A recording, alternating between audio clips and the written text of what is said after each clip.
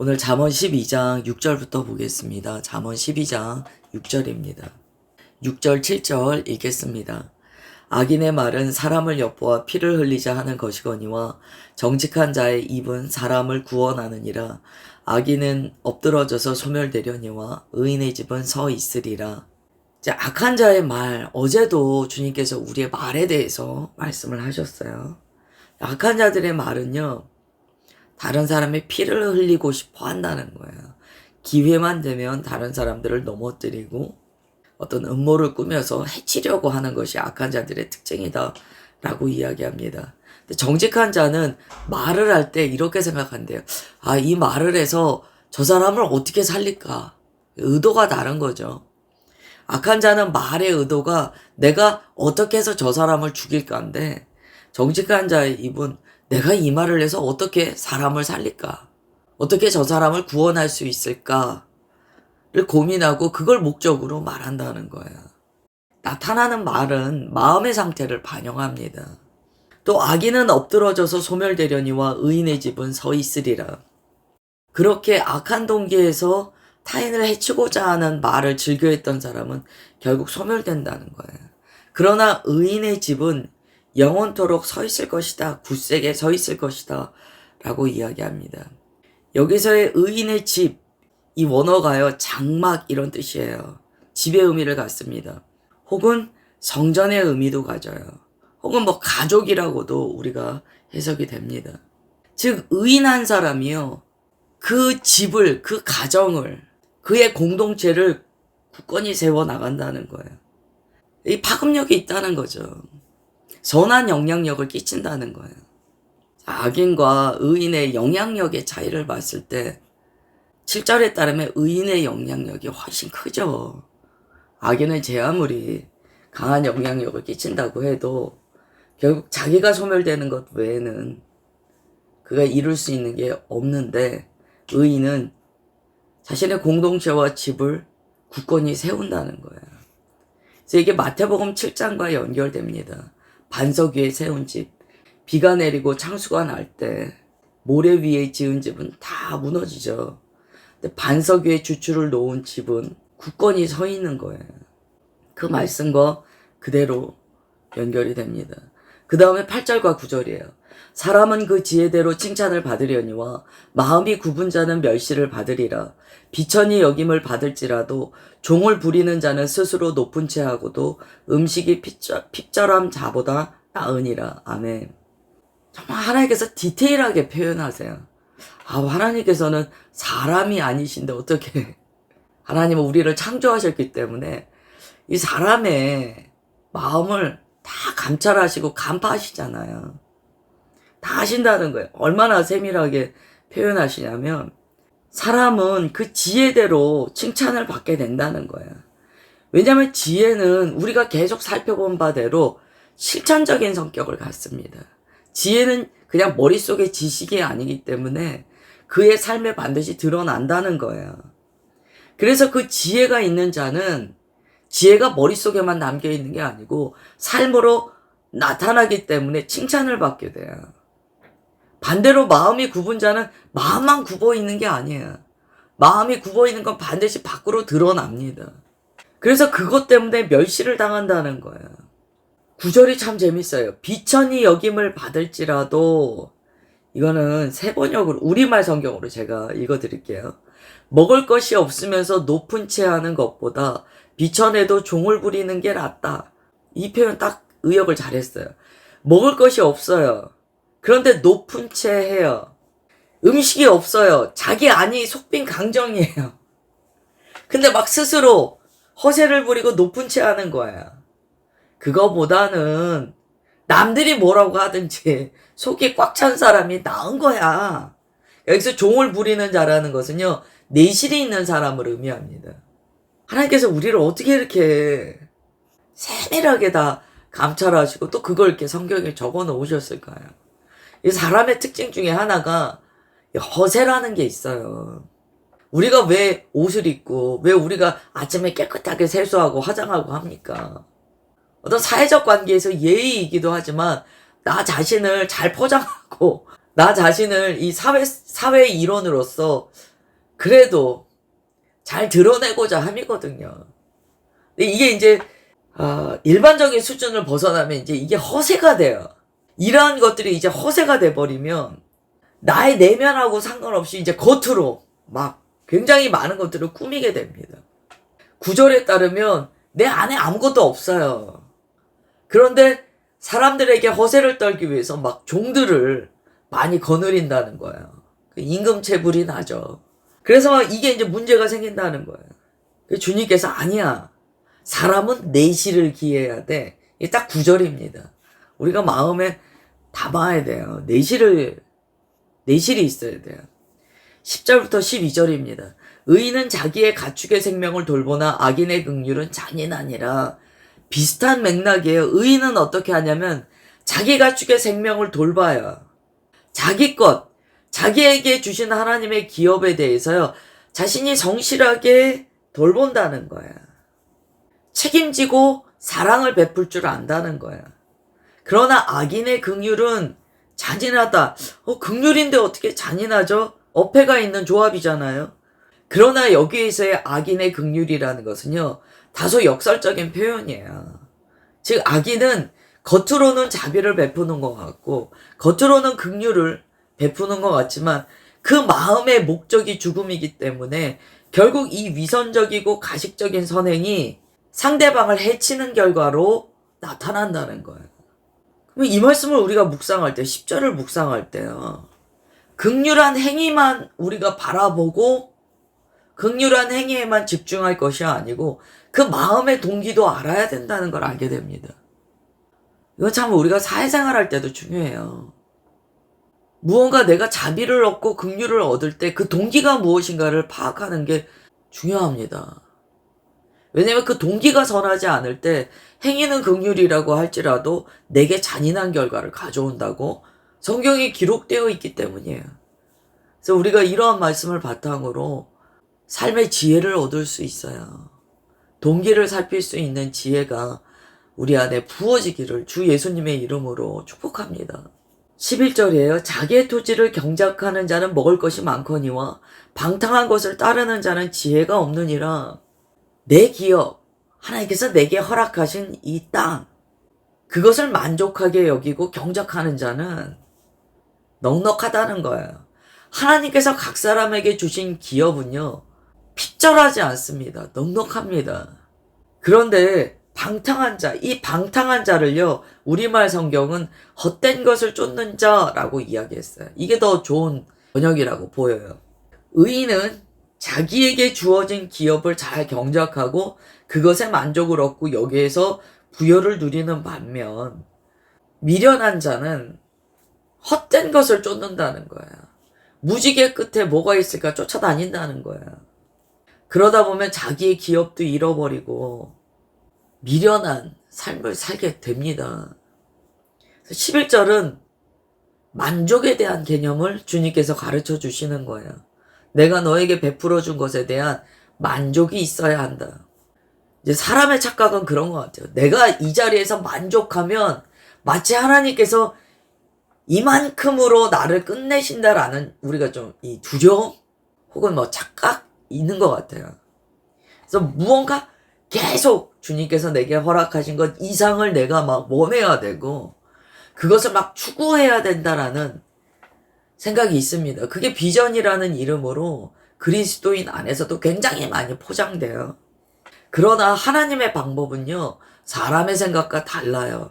이것도 성경에 굉장히 중요한 하나님의 메시지이신데, 우리가 하나님께서 주신 그 기업을 충성되이, 하나님께서 내게 베푸신 복을 성실하게 잘 받아 충성스럽게 경작을 하면 그 다음에 하나님께서 확장시켜 나가세요.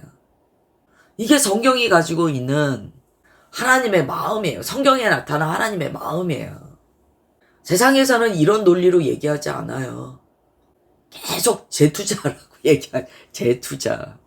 그냥 조금만 남아도 계속 재투자하라는 거예요. 그래서 더 높은 곳을 향해서 막 나가라는 거예요. 그게 비전이야. 교회도 그럴 수 있어요. 그래서 교회도 어떤 하나님께서 내게 주신 것에 대한 만족이 마치 도태되는 것 같아서 계속 더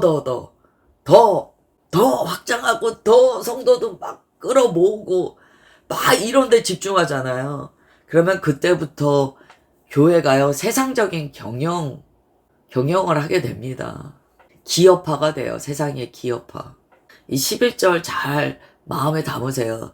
하나님께서 우리를 확장해 나가시는 방법은요, 하나님께서 주신 것에 얼마나 만족하고 그것에 성실과 충성을 다하느냐, 그걸 주님께서 반드시 보세요. 그게 잘 이루어지면 주님께서 아이 그래 됐다, 네가 이제 조금 더 넓은 지경을 감당할 수 있겠구나, 이렇게 넓혀 나가세요. 그다음 12절, 악인은 불의의 이익을 탐하나. 11절과 연결되죠. 악인은 그런 허세, 아까 앞에도 허세가 있었잖아. 이게 다 연결되는데요. 그런 허세가 있다 보니까 이제 불의의 이익을 막 탐하는 거야. 그러나 의인은 뿌리로 말미암아 결실하느니라. 의인은요, 진리에 딱 근거하여 서 있기 때문에 밑줄 그어야 되는 게 뿌리로 말미암아요. 뿌리로 말미암아. 이거 진짜 밑줄 그으셔야 돼요. 뿌리로 말미암아 결실한다는 거야. 악인은 지금 어떤 형국이냐면 가지를 넓게 뻗쳐야 된다는 거예요. 좀 이미지로 그리셔야 돼요. 오늘도 주님께서 중요한 말씀을 주시기 때문에 이 나뭇가지가 막 뻗어 나가야 된다는 거예요. 열매가 주렁주렁 열려야 된다는 거야. 미련한 자는 그걸 추구하면서 막 살아요. 의인은 뭐라고 합니까? 열매 맺히는 건 내 소관이 아니에요. 오늘 잘 받으세요. 열매가 맺히고 안 맺히고는 내가 할 일이 아니에요. 나는 무엇을 해야 되냐면 믿음 뿌리를 잘 내려야 돼요.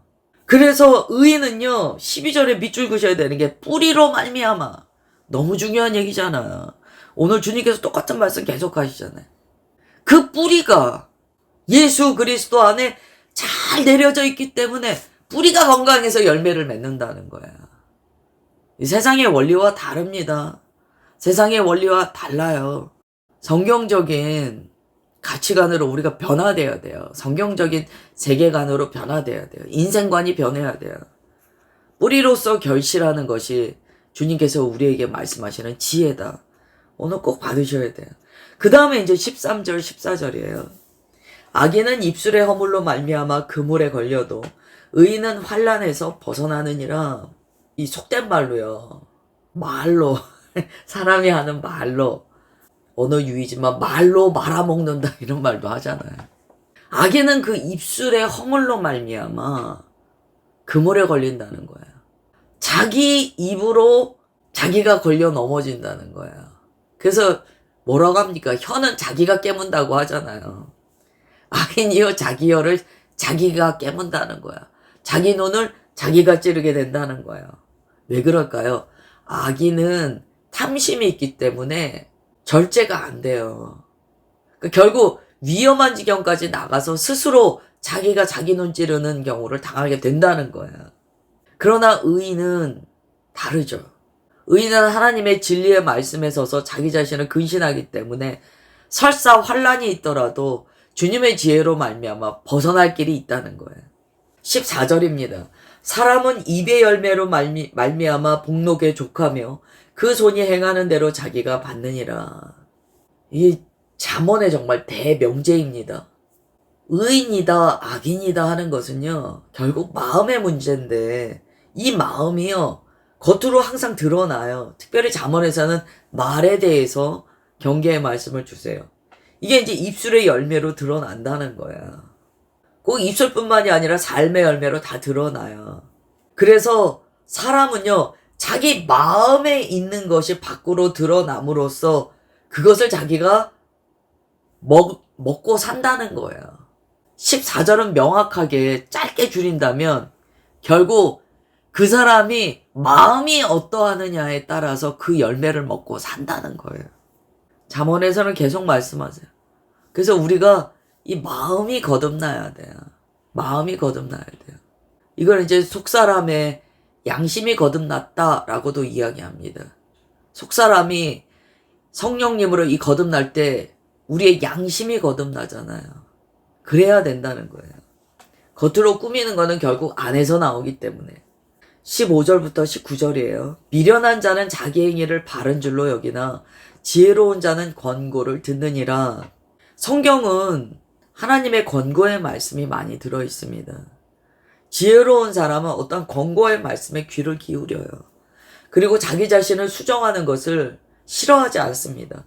어제 우리가 나눈 말씀에 따르면 짐승은 이런 훈계 듣는 거 싫어한다 그랬어요. 그래서 제가 훈련하는 거를 좀 예로 말씀드렸는데, 이 동물들이 어떻게 이렇게 훈련이 되는가? 가시제 같은 걸로 치면 아프고 싫으니까 훈련이 되는 거야. 반대로 얘기하면 사람은 왜 이렇게 훈련이 잘 안 됩니까? 가시제를 쳐도요, 사람은 그만큼 고집이 강한 거야. 어제 말씀에 따르면 의인, 지혜로운 자는 가시제가 나를 칠 때요, 짐승과 달라요. 짐승은 싫어서 그걸 바꾸지만 지혜로운 자는 가시제로 탁, 하나님께서 말씀으로 나를 딱 치실 때 그걸 기뻐한다 그랬어요. 즐거워한다 그랬어요. 그걸 좋아하는 거예요. 자기 자신의 어떤 수정되어야 될 영역들이 발견되고 그것이 수정될 때 굉장히 기뻐한다는 거예요. 그게 지혜로운 자의 특징이었어요. 15절 보면 미련한 자는 자기 행위가 바른 줄로 여기나 지혜로운 자는 권고를 듣느니라. 같은 맥락이죠. 지혜로운 자는 권고를 들을 때 마음에 기뻐합니다. 그리고 내가 수정해야지. 그리고 그걸 즐거움으로 삼아요. 미련한 자는 주님께서 아무리 말씀으로 가르치셔도요, 이렇게 한대요.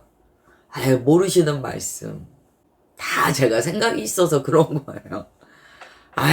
고리타분한 말씀.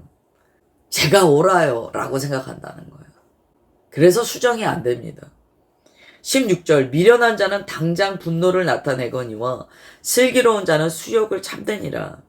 이제 우리가 어떤 분노가 발생할 상황이나 수치를 당하는 상황이 왔을 때요, 이게 좀 다른 태도가 나타나는데요. 미련한 자는 그 당장 일단 화가 나간대요. 그 당장. 근데 슬기로운 자는 일단은 참는데요. 그리고 여기에 대해서 조명을 받는다는 거예요. 절제에 관한 말씀이죠. 절제가 되느냐. 그 다음에 17절이에요. 진리를 말하는 자는 의를 나타내어도 거짓 증인은 속이는 말을 하느니라. 만약에 정말 16절의 상황이 억울한 상황이에요. 그러면 슬기로운 자는 어떻게 됩니까? 진리를 화내지 않고 말해요. 여기는 이제 16절의 말의 태도거든요. 분노가 나간다는 거거든요. 근데 지혜로운 자는 화내지 않고 진리를 근거해서 말합니다. 그래서 하나님의 의가 나타나요. 우리가 말을 할 때요, 막 화내면서 말하면 하나님의 의가 안 나타나요. 우리가 한 템포 쉬고 하나님의 진리의 말씀을 받아 그것을 말할 때 의가 나타난다는 거예요. 근데 거짓 증인은 분노를 나타내고 자기 자신을 변호하는 것에 급급하고 하다 보니까 결국 속이는 말을 합니다. 거짓 증언을 해요. 18절, 칼로 찌른같이 함부로 말하는 자가 있거니와 같은 맥락이죠. 이 불의한 말은 사람을 칼로 찌르는 것과 같아요. 지혜로운 자의 혀는 양약과 같으니라. 이건 정말 저의 기도 제목이기도 합니다. 지혜로운 자의 혀는요, 마음에 상처가 났는데 지혜로운 자의 말을 들으면은 거기에 이제 그 마데카솔 이런 게 달라지는 효과가 있다는 거예요. 마음의 상처를 치유하고 깨어진 관계를 봉합하고 이게 된다는 거예요. 19절, 그래서 결국 진실한 입술은 영원히 보존된다. 그러나 거짓 혀는 잠시 동안만 있다.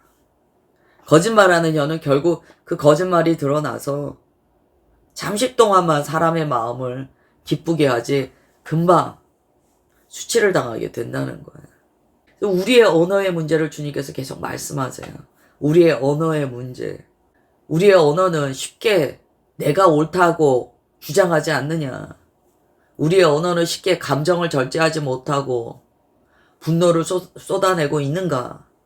우리의 언어는 다른 사람의 상처를 치유하는 하나님의 진리의 지혜의 역할을 하는가. 우리의 언어는 정직한가. 뭐 이러한 내용들을 지금 말씀에서 다 다루었습니다. 오늘 여기까지 보겠습니다. 하나님, 오늘도 주의 말씀을 주셔서 감사드립니다. 아침에 주시는 주님의 지혜가 그 한날 우리의 삶에 하나님의 이정표가 되어서 때마다시마다 우리를 옳은 길 갈 수 있도록 의롭게 반응할 수 있도록 도와주시는 것 감사드립니다. 의인의 말, 정직한 자의 말, 지혜 있는 자의 말이 얼마나 강력한 힘이 있는지 오늘 말씀을 통하여 깨닫게 됩니다. 그 공동체를 세우고 상한 자의 마음을 치유하는 하나님 아버지의 생명력이 의인의 입술 가운데 있는 것을 보았사오니 하나님 오늘 받은 말씀 그대로 우리의 입술 가운데 주님의 지혜를 부어 주옵소서. 주님의 지혜로 말하게 하시고 주님의 지혜로서 공동체를 살리는 입술 되게 하옵소서. 하나님께서 오늘 주신 말씀이 우리의 생명이 되어서 오늘 먹은 만나가 하루에 영적인 영양분과 영혼육을 새롭게 하시는 주님의 능력인 것을 선언합니다. 각 사람의 삶의 현장에서 주님 현현하시고 간섭하셔서 주님 홀로 영광 받으시는 거룩한 날 되게 하옵소서. 그렇게 역사하여 주시는 것 믿사오며 사랑하는 주 예수 그리스도의 이름으로 기도드리옵나이다. 아멘.